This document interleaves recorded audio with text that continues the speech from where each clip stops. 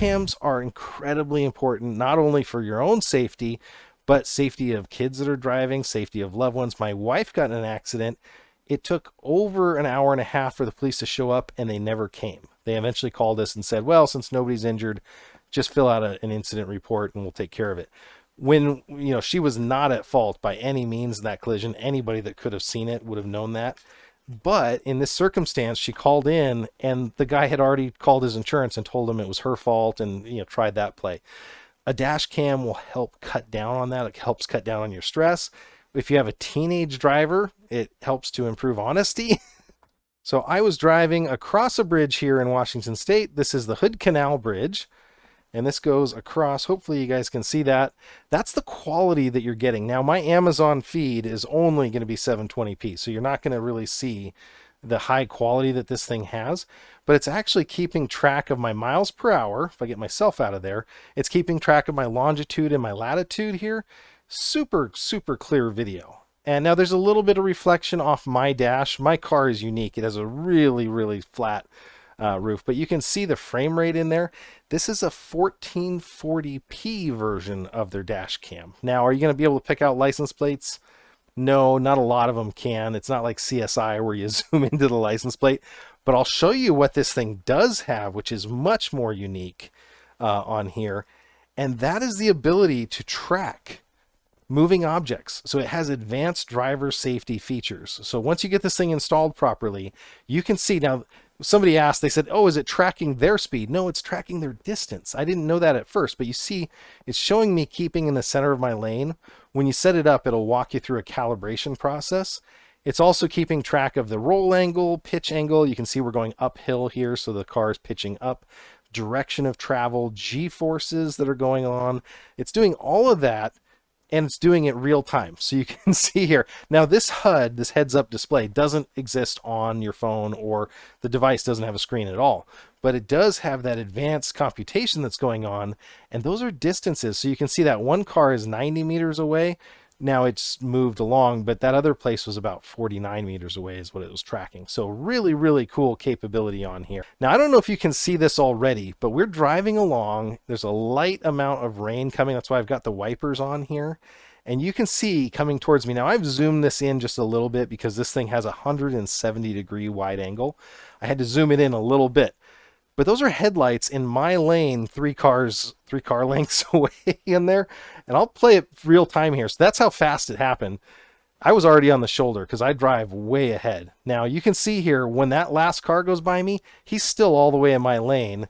That could have been a really bad accident. So if something happened, if I had to go off into a ditch and they come after later and they find me in the ditch and they think I just fell asleep at the wheel or something else happened, we can go back on this dash cam and see exactly what went on. So that's why these things are so important, that, hey, maybe I got ran off the road. Maybe my teenager, said, hey, this person ran me off the road. That's why the side of my car is all beat up. Then and maybe you have a recourse and can help find these people. So this is the route replay capability. So if you do have a teenager, you can see here, this was our road trip and how we kicked it off.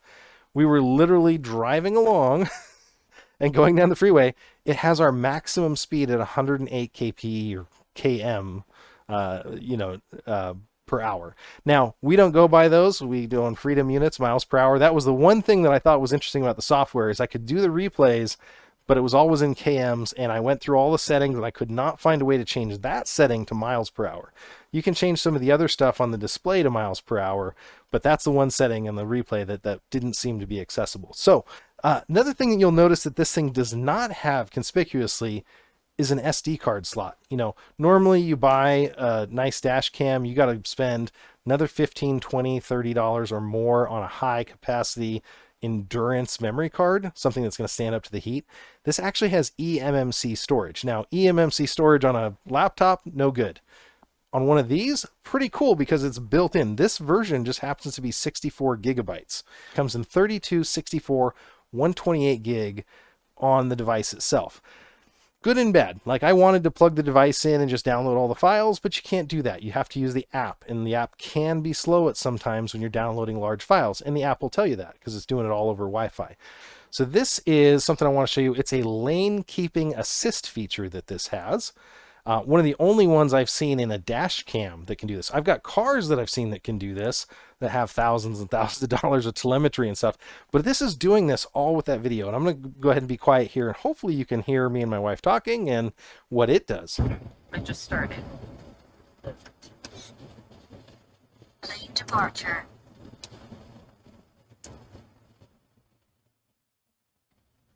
Lane departure. Lane departure. So hopefully you guys heard that. That was actually the dash cam itself saying that it did not, that it saw me leaving the lane. So lane departure. Now, it's kind of funny because in a car, if you do that with your steering wheel because you're changing lanes and you have the signal on, it knows not to say something in your car if you've got your turn signal on. If you're drifting and you don't have the turn signal on, most of them will complain. This thing will complain when you change lanes. You know, when you just do a regular lane change, yes, it does say, hey, lane departure, which you kind of have to deal with. But you know what? Very, very cool feature. I had never seen this before. It also has stop and start. So if a car stops short in front of you, it's going to say caution, traffic ahead. It also has passenger detect, or not passenger. Yeah, that'd be interesting. Yeah, there's a passenger. No, it has pedestrian detection, which is a really neat feature. So I was going through a Safeway parking lot and people are walking around. Some guy walks out in front of a car and it's like pedestrian detected. It's like, okay, cool. One thing I would say that could be an improvement, and I got an early production unit on this, so I've been getting firmware like every week, it feels like. But one thing that could be an improvement is if they just did an audio prompt, like my Explorer has collision detection, forward collision, and it does a bright light and it makes an audio prompt. It doesn't have any verbal stuff. So that would be a neat thing if they could do a audio buzz or something to show you that right away. That would be good for me because by the time you actually hear, you know, person detected, you know, that's a second or two to process that. It's saying start record emergency video. You can push the button on here. You can give it voice commands. You can say take a photo. Take a photo. I don't know if you guys heard that, but it was taking a photo. You can also say take a Frodo.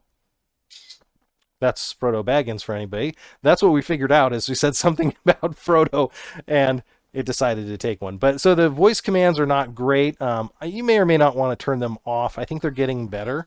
But that's another thing. And you can set the G-forces required so that when, you know, if it gets bumped or hit or somebody bumps into your car, you know, in a parking lot, you know, what level of intensity it needs before it starts recording automatically. So that's going to be a marked video when it does that. That was from the 70Mi company. They did send this thing out for a fair and honest review. I have to put that out. I did buy another one on my own dime though, because it literally performed that well. I was so excited this weekend after using it that I wanted